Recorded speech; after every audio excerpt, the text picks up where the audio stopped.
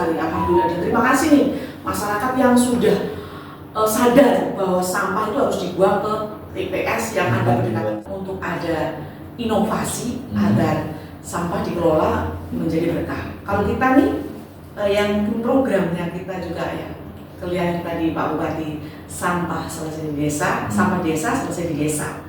Kita dari sampah ke sawah jadi berkah, begitu ya. Keren kan? Dari sampah nih, kok bisa ke sawah loh?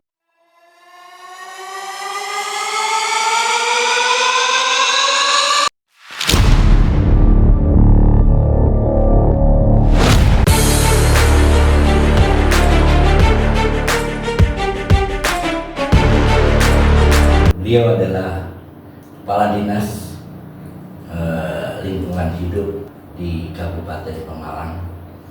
Ibu, kita langsung aja. Oke. Kita udah basa-basi. Kita ingin mempertanyakan belakangan ini, ya kita sering dengar permasalahan sampah ini yang selalu menjadi topik pembicaraan. Seolah-olah dengan tenang, tapi Ibu bisa menghadapi ini sehingga badai pun berlalu. Atau masih bisa nanti coba Ibu bisa menjelaskan bagaimana sih ceritanya mengenai sampah di Pemalang. Ya, jadi kalau kita bicara sampah ya, sampah kan setiap orang menghasilkan sampah. Dari dia lahir kan ya ada sampah. Jadi kurang lebih 0,4 kilogram per orang. Jadi kalau kita lihat setiap orang itu pasti menghasilkan sampah.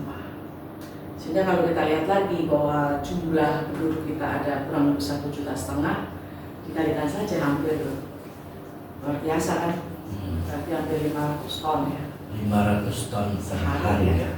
Sampah itu kan hasil dari satu kegiatan yang dihasilkan oleh seseorang itu ya.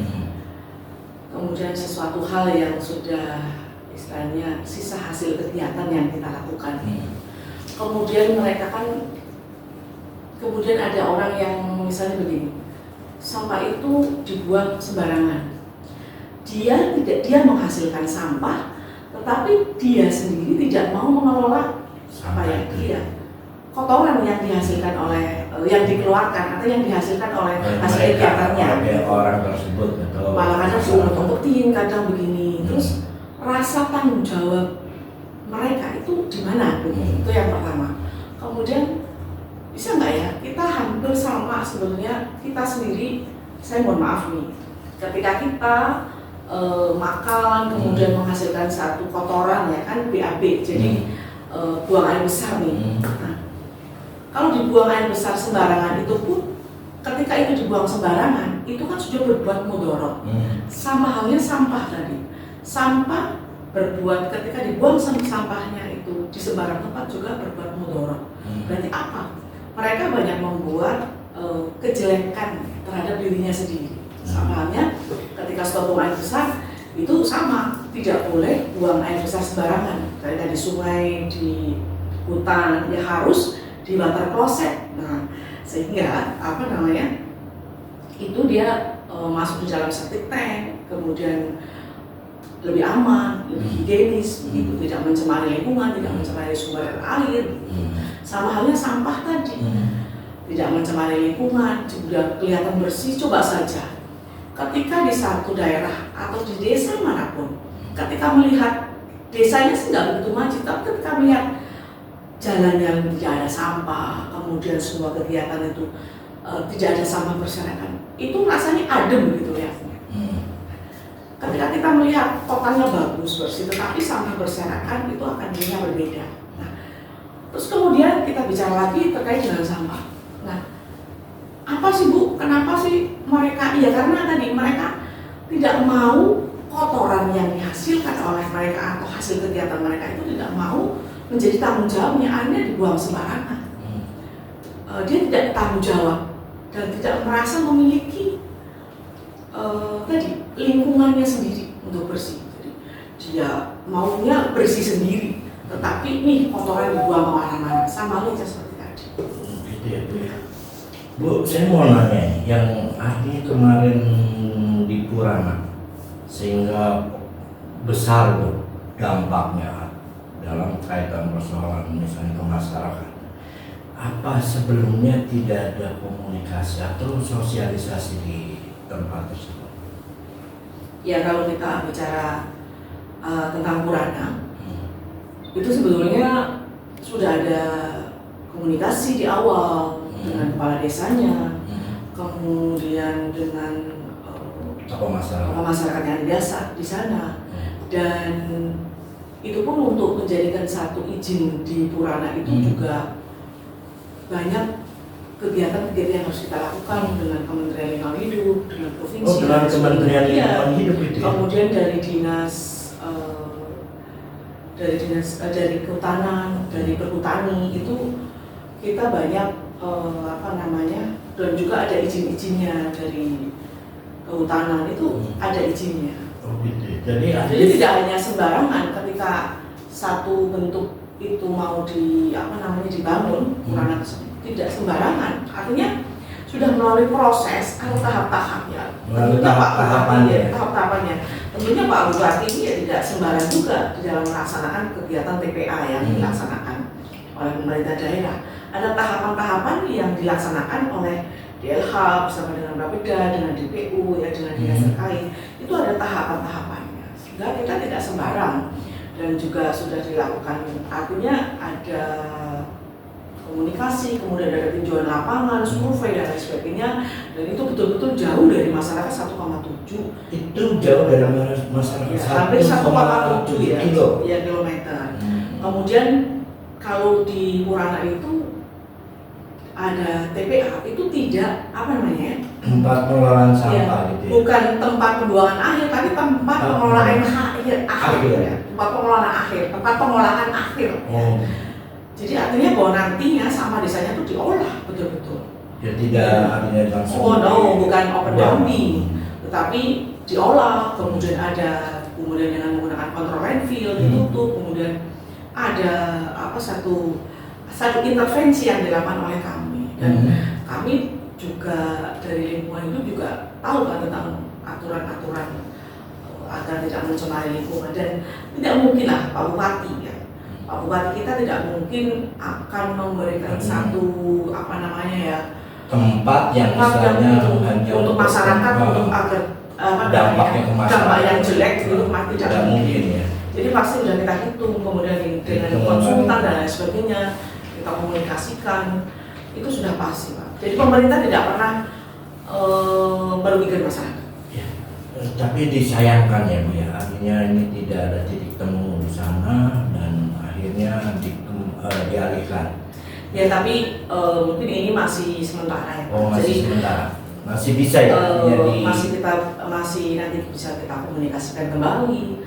Kemudian apa sebetulnya manfaat yang akan dilakukan di sana? Toh nantinya semua desa itu Pak Bupati Bapak Mansur Hidayat itu Bupati kita sudah ada tagline-nya tuh, sampah desa selesai di desa.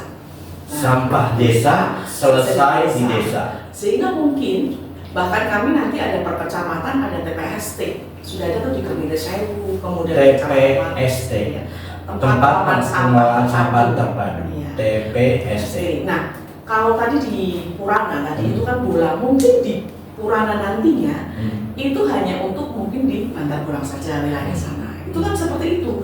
Jadi tidak seluruhnya ya. Karena nanti semuanya kecamatan di sana. Karena semua desa akan mengolah, per kecamatan ada tadi TPST yang akan dibangun habis di hulu ya. Iya, selesai pokoknya selesai di hulu. Nah, yang baru-baru ini Bu ya di desa Surajaya, yaitu kan ada tempat pengolahan sampah terpadu TPST. Itu bagaimana progresnya? Ya, jadi itu salah satu kalau kita sebut tuh Pak Bupati ya. Itu dari pemikirannya Pak Bupati. Itu Pak Bupati ingin Kabupaten Pemalang itu ada tempat pengolahan sampah terpadu. Jadi di sana ada pemilahan, kemudian artinya sampah itu ada intervensinya, artinya diolah di sana, ada pengolahannya, kemudian ada pemilahannya, kemudian ada menjadi maggot, kemudian kompos, banyak sih yang banyak dihasilkan dari kemudian ada pirolisis, banyak sekali. Artinya pengolahan sampah terpadu, artinya semuanya itu juga TPST nanti yang di Silarang itu menjadi edukasi juga untuk orang belajar. Iya, belajar terkait dengan bagaimana sih pengolahan sampah yang sebetulnya. Jadi hampir untuk pembangunannya sudah selesai, alat-alatnya sudah selesai. Ini masih berarti trial ya, ada orang-orang yang bekerja, kemudian sudah kita tata. Kalau pembangunan secara sudah selesai. Saya dengar, artinya bahkan ibu sampai intens, artinya tengah malam, artinya mendatangi TPS atau mendatangi tempat-tempat ini atau orang yang membuang sampah. Itu sampai segitunya ibu. Artinya konsentrasi ibu ini benar-benar untuk bicara sampah. Ibu sampai segitunya sehingga tengah malam yang seharusnya ibu udah harus istirahat, tapi ibu masih bekerja untuk melihat perilaku daripada masyarakat itu sendiri. Artinya membuang sampah tidak pada tempatnya atau sembarangan. Ini seperti apa ibu dalam konsep ibu yang ibu akan sampaikan? Baik. Jadi kalau kita bicara sampah itu kemudian orang buang sampah sembarangan sampai sebegitunya, saya sore sampai malam jam 1, jam 12. Oh, itu belum tidur? Iya, karena saya ingin tahu ini sebetulnya perilaku masyarakat yang siapa sih yang buang sampah di situ sembarangan itu siapa? Apakah dia tidak mau membuang mau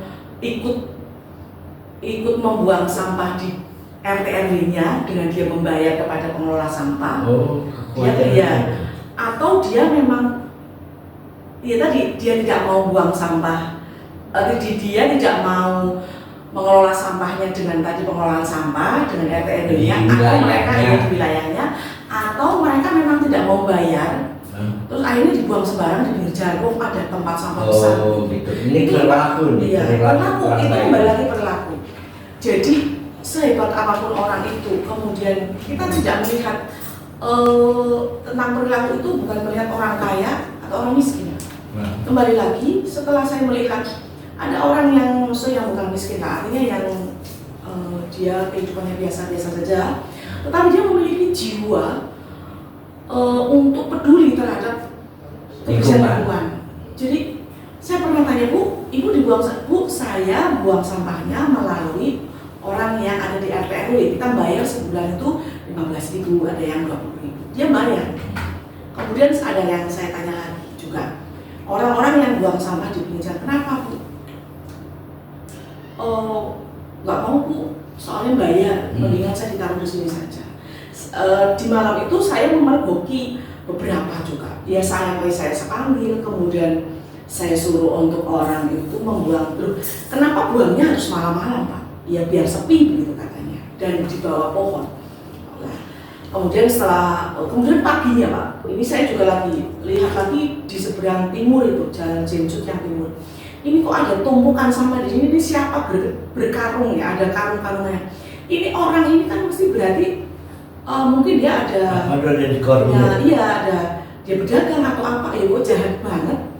Artinya dia jahat banget, lingkungannya sendiri itu tadi dikotori oleh dirinya sendiri. Saya temui itu habis subuh itu jam 5 saya keluar. Ya alhamdulillah itu ketemu orang yang datang buang sampah sekaligus saja. Ya tak suruh tadi tak buang sampah, suruh buang sampah di TPS yang berdekatan di sana. Artinya bahwa mereka itu tadi nggak mau kotor rumahnya mau bersih, tetapi lingkungan orang lain yang kotor. Dia tidak memiliki rasa tanggung jawab. Sehingga kita bekerja sama dengan Satpol PP ya, melalui tadi ada pengelolaan sampahnya, perdanya ya, yang sudah disetujui ya. Itu kegiatan itu kita lakukan dan alhamdulillah di depan PLN sudah sampah-sampah itu sudah 0. Kemudian di depan PLN satu lagi itu ada lagi di depannya SMP 2 Pemalang, ada lagi di sana itu yang tadinya numpuk-numpuk. Sekarang saya bersyukur sekali, alhamdulillah, dan terima kasih nih masyarakat yang sudah sadar bahwa sampah itu harus dibuang ke TPS yang ada berdekatan distrik atau mungkin dikelola oleh pengelola sampah yang ada di RT. Maaf, saya potong langsung. Gini, atau pemerintah daerah tidak ada mengatur perda mengenai larangan orang membuang sampah dengan sanksi.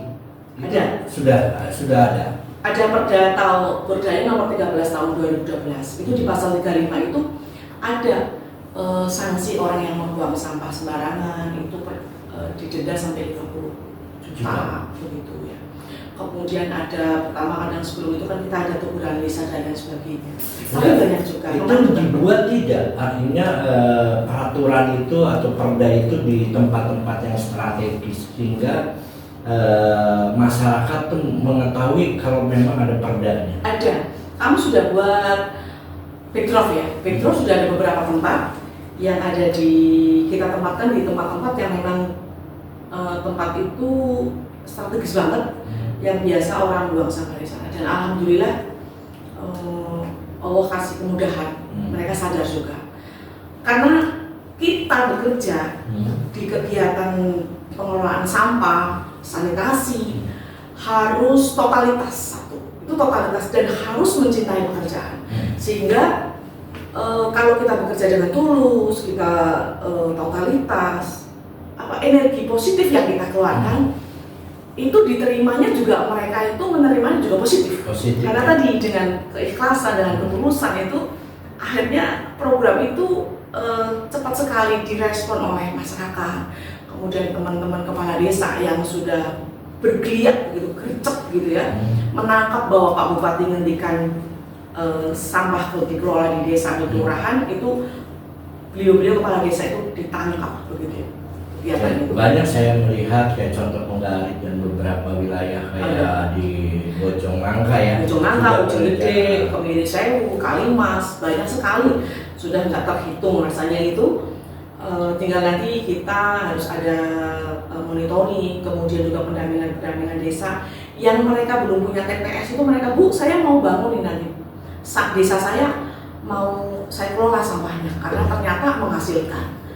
Jadi kalau kita belajar dari Banyumas itu, di sana itu 1 bulan itu hampir kita nilai profitnya ya hampir ada 20 juta sampai 30 juta. Itu hasil dari sampah, sampah nih yang sampahnya sudah nggak bayar, ya dapat, kemudian kita kelola bisa menghasilkan nilai yang luar biasa. Kemudian mereka menjadi sejahtera, masyarakat di sana. Kemudian juga tadi yang di TPST Silarang itu.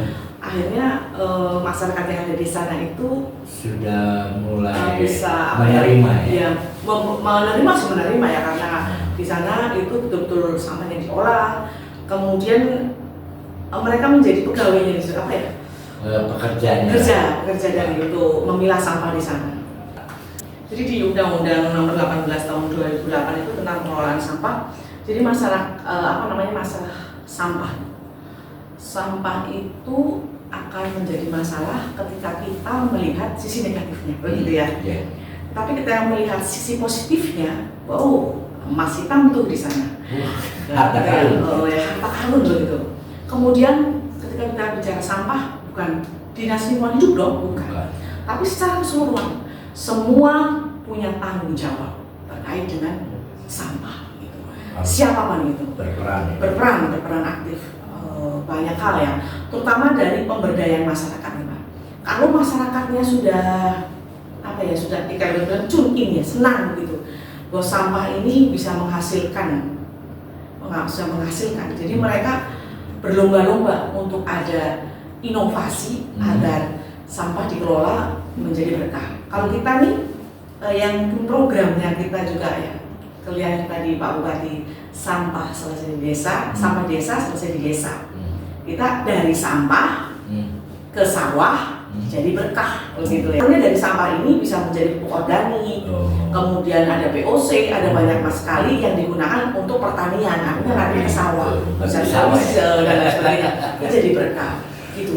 Dan semuanya peran serta masyarakat ya, stakeholder semuanya masyarakat harapannya. Harapannya itu semuanya Pak. Jadi ketika kita senang dengan lingkungan, mencintai kebersihannya sendiri begitu, itu mereka rasanya tuh mau membuang sampah saja itu akan takut gitu. Takut dan hati-hati. Saya juga menghimbau kepada masyarakat seluruhnya ketika mungkin di mana saja tempat ketika mereka tidak ada sampah, tempat pembuangan sampah mungkin dimasukkan ke tas, kemudian di saku dan lain sebagainya, itu jangan sampai dibuang sembarangan. Kemudian yang mengendarai mobil tidak boleh untuk sampahnya dibuang sembarangan. Dan satu hal lagi bahwa ketika kita tahu bahwa sampah itu bernilai ya, sampah organik maupun anorganik itu pasti tidak ada yang dibuang. Nah, nantinya tidak ada TPA di Kabupaten Malang, begitu ya. Karena sudah ada di hulu sudah selesai. Sudah selesai semuanya dilaksanakan, diselesaikan oleh para kepala desa dan Pak Lurahnya di Kabupaten. Sudah asik tuh Malang bersih dari sampah. Makanya saya menghimbau teman-teman semuanya atau masyarakat secara keseluruhan, yuk sadar yuk, sampahnya jangan ditaruh di pinggir jalan, sampahnya itu dikelola. Kalau enggak bareng-bareng tuh, ada KSM, kelompok swadaya masyarakat, ada TPS 3R ya, kemudian dikelola sehingga bisa menghasilkan untuk kebersihan, gitu ya. Harus semangat. Slogannya Bupati mantap gitu. Mantap Malang. Ya Bu, terima kasih nih atas kehadiran Ibu, dan tadi Ibu sudah sampaikan semuanya di podcast Putra Pratama. Semoga masyarakat yang mendengar, yang melihat dan menyaksikan apa yang telah disampaikan oleh Bu Kepala Dinas Lingkungan Hidup Bu Wiji bisa bermanfaat, bisa diterima oleh masyarakat semua. Begitu harapannya. Semoga Malang menjadi kota yang luas. Salam lestari.